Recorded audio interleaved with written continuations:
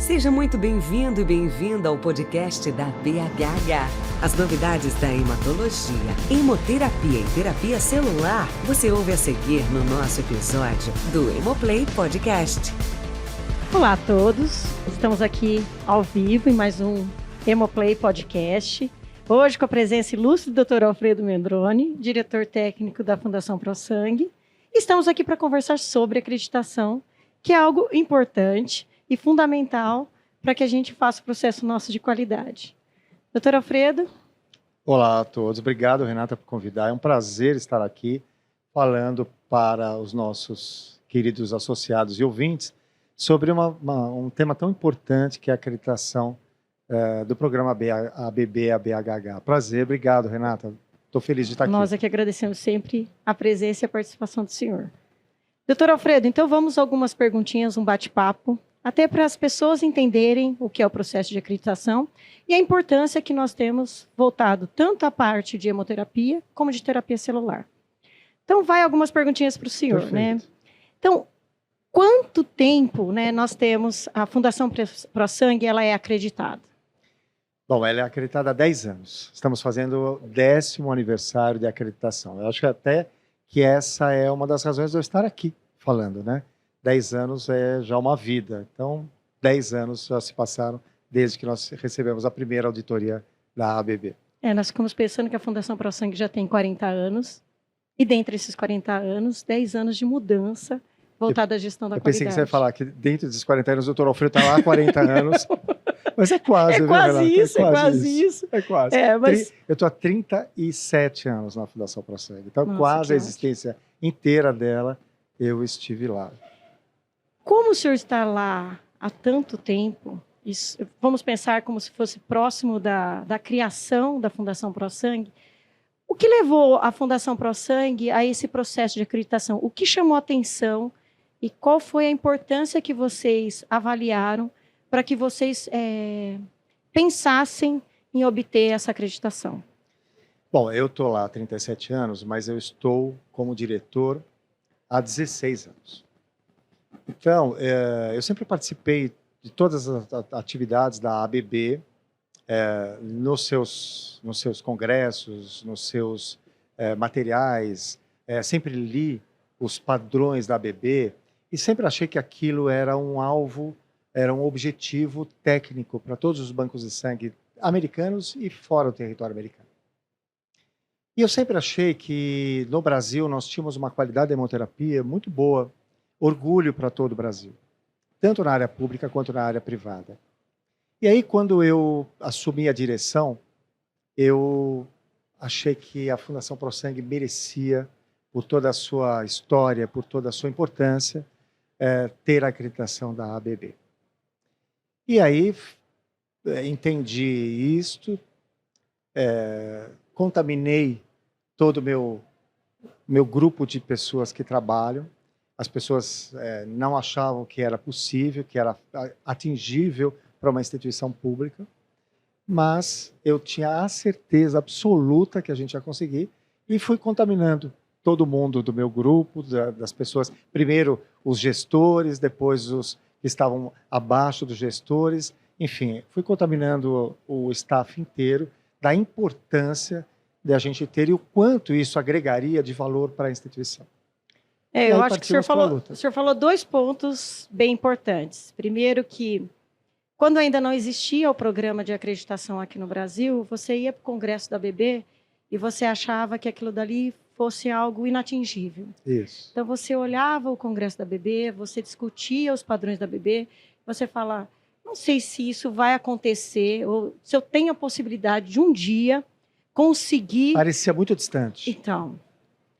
Quando a gente olha hoje, né, não só o Congresso, não só o processo de acreditação, mas todo esse envolvimento, o quanto o EMO cresceu, o quanto a BHH cresceu ao longo desse tempo, nós tivemos experiências como os nossos auditores fazendo a participação junto ao Congresso da ABB, e quando eles fizeram esse comparativo, eles falaram assim, que eles estão muito felizes porque aqui o EMO ele está grandioso, e o simpósio, todos os temas que são abordados voltados à garantia, à gestão da qualidade, eles estão num nível, hoje, muito maior do que a discussão que está acontecendo lá na ABB.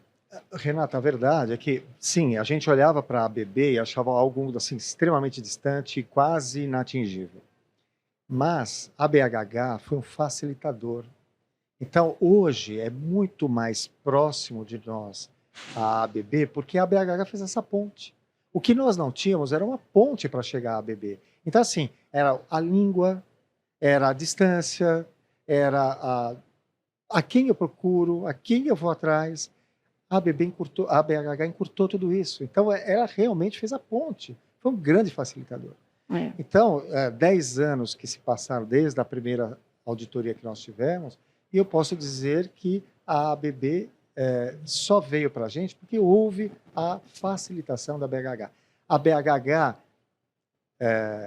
muda o padrão de qualidade que a ABB exige para as instituições no Brasil? Não, de jeito nenhum. A exigência é a mesma, mas você tem aquela pessoa que intermedia toda essa situação. E isto é muito importante. Então, eu acho que esse programa é fundamental para que as instituições brasileiras consigam chegar até a ABB com mais facilidade. Com o mesmo rigor, mas com mais facilidade. É bem o que o senhor falou, né? Porque o que nós fazemos hoje é somente uma tradução do padrão. Então, da mesma forma que hoje tem uma auditoria lá, de acordo com esse padrão, nós fazemos a mesma auditoria aqui. Então, a qualidade é a mesma, a segurança é a mesma, utilizamos a mesma ferramenta e somos treinados por eles. Ou seja, nós somos iguais como você recebesse um auditor americano. Mas é esse facilitador que o senhor acabou de citar. Claro. A linguagem, ela sempre nos ajuda, né? E o padrão sendo traduzido pela BHH, isso também facilita. Facilita muito. E é o que o senhor falou, é essa ponte de acesso. Então, era essa pergunta que eu ia fazer para o senhor, assim, o quanto essa parceria, né, entre a ABB e a BHH corroborou com todo esse projeto do senhor para que esses sonhos realmente se tornassem realidade? Colaborou muito. Claro, 80% depende da instituição querer, da instituição estar pronta, trabalhar, porque há um trabalho grande. O caminho não é... A BHH fez uma ponte, mas o caminho é longo, o caminho não é pequeno. Mas ajudou muito, facilitou muito. Eu volto a dizer, a língua é um fator limitante para a gente conseguir isso. E a BHH fez isso, traduziu, ajuda na hora da auditoria na língua portuguesa. Eu entendo plenamente, os auditores da BHH são treinados pela ABB e são os olhares da ABB aqui no Brasil. Então, o rigor é o mesmo.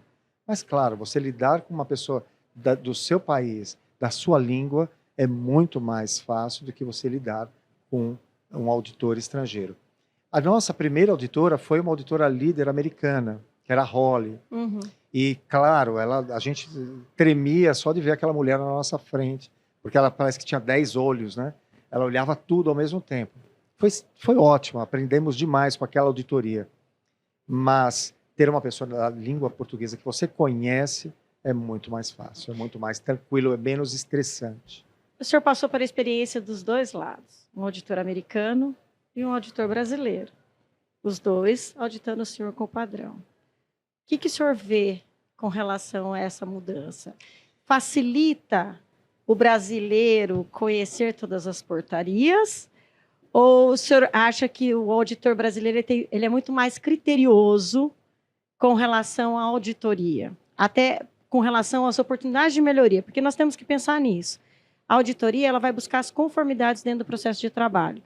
E, com isso, ela também discute algumas melhorias e dá essa visão geral. Então, o que o senhor acha desse processo? Eu acho que os auditores brasileiros, eles são tão ou mais criteriosos que os auditores americanos. A única diferença é que eles falam português.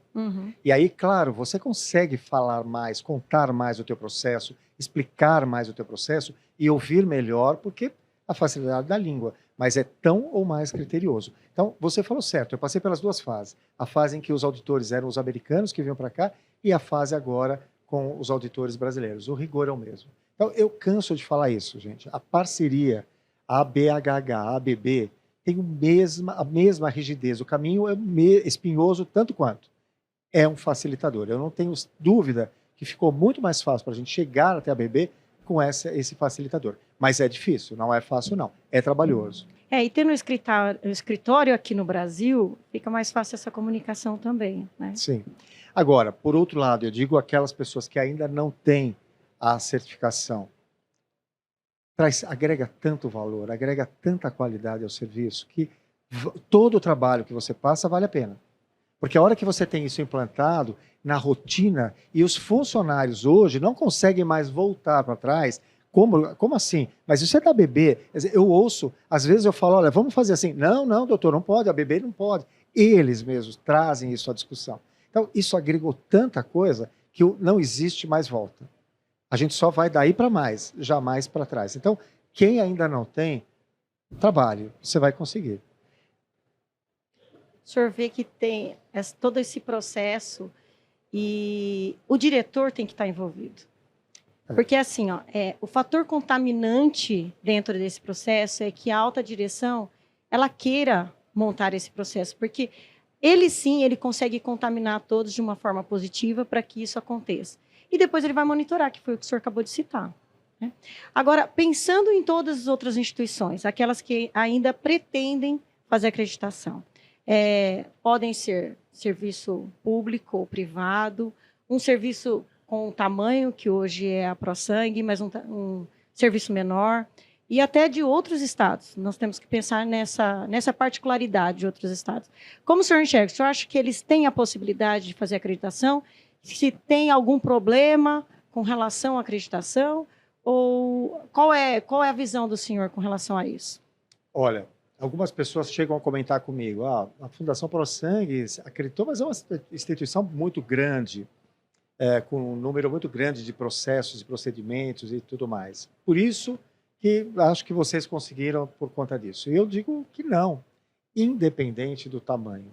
Uma instituição grande tem as mesmas dificuldades que uma instituição menor. Então, independente do tamanho, todas são possíveis de serem acreditadas, de passar pelo processo todo e receber a acreditação. Então, não se peguem no tamanho da vossa instituição, não se peguem em que local do Brasil, geograficamente, vocês estão localizados, ou mesmo se é público ou privado.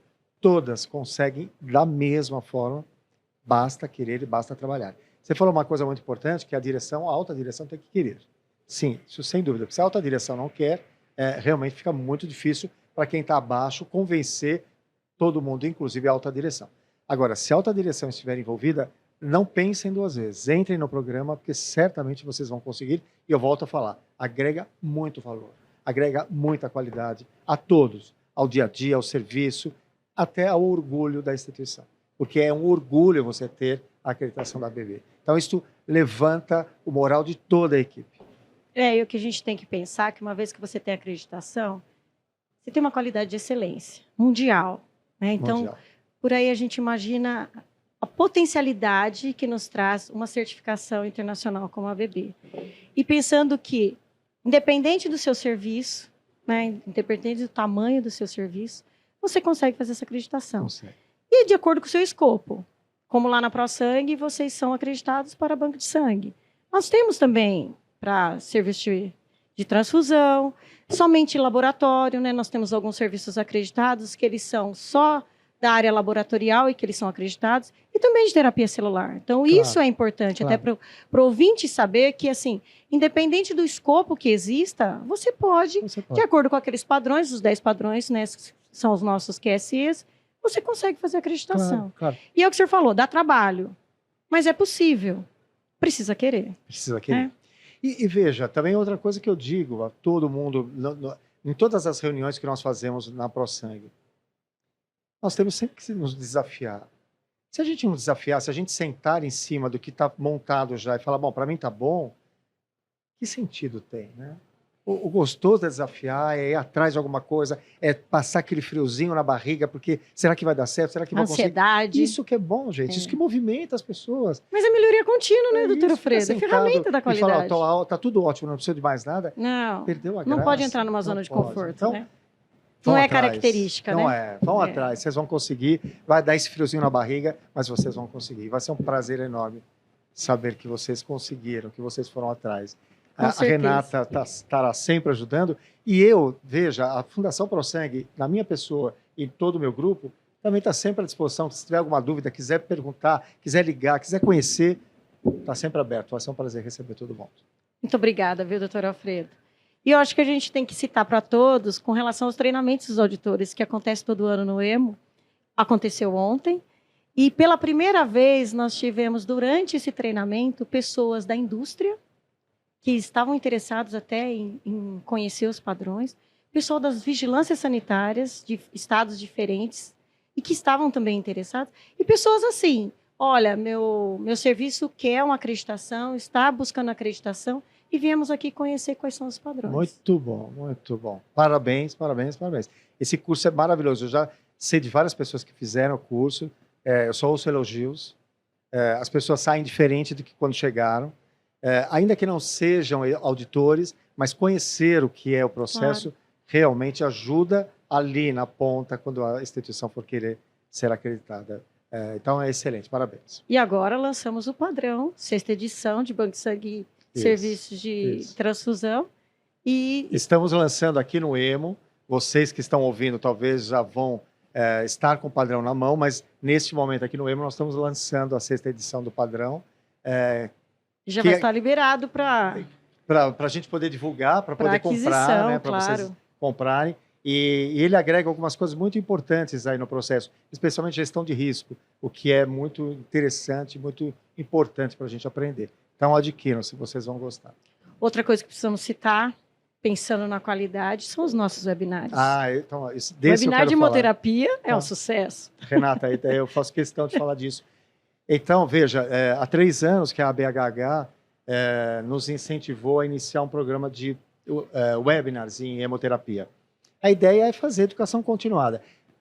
O que muda o serviço, o que muda a qualidade das pessoas? Educação, para tudo.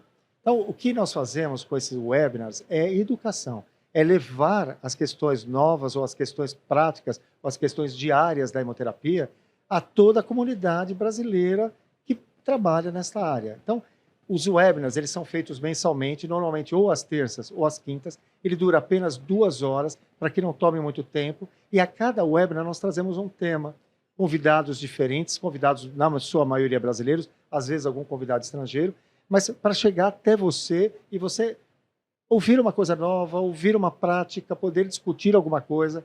E ele tem sido um sucesso absoluto. Cada webinar nós temos inúmeras pessoas conectadas, inúmeros computadores conectados, talvez muito mais pessoas do que os computadores mostram, porque às vezes 4, 5 pessoas estão assistindo o webinar no mesmo ponto, e é um sucesso absoluto. Então nós fazemos isso mensalmente, continuaremos fazendo, e conto com vocês assistirem, aprenderem, darem sugestões, nos falem o que vocês querem ouvir, nos falem o que vocês esperam desses webinars. Nós estamos aqui para vocês, para a educação continuada de vocês nos nossos temas de hemoterapia. E eu tenho o prazer de coordenar todos. A diretoria da BHH me permite isso, e é um orgulho para mim, para a Renata e para toda a equipe da BHH poder levar isso para vocês. Então, venham, vocês vão gostar, tenho certeza. E tem que pensar na equidade. E equidade. Nós estamos trabalhando um dos pilares da BHH, porque nós convidamos sempre pessoas, né, de várias regiões até para estar participando, diretores de serviço, técnicos operacionais que estão discutindo isso, homens e mulheres, a gente sempre está discutindo isso também, e é um grande sucesso. Tanto sucesso que nós falamos sempre que nós validamos os temas, porque muitos dos temas que nós fizemos nos webinários se tornaram mesas redondas aqui no EMO. Do EMO, é verdade. Por aí a gente avalia a grandiosidade do que a gente está fazendo. Nossos temas, né? Muito obrigada, doutor Alfredo. Obrigado a você, Renata. Foi um prazer. Obrigado. Prazer. Com acesso a muita informação sobre as especialidades e diversos temas pertinentes na voz de quem entende.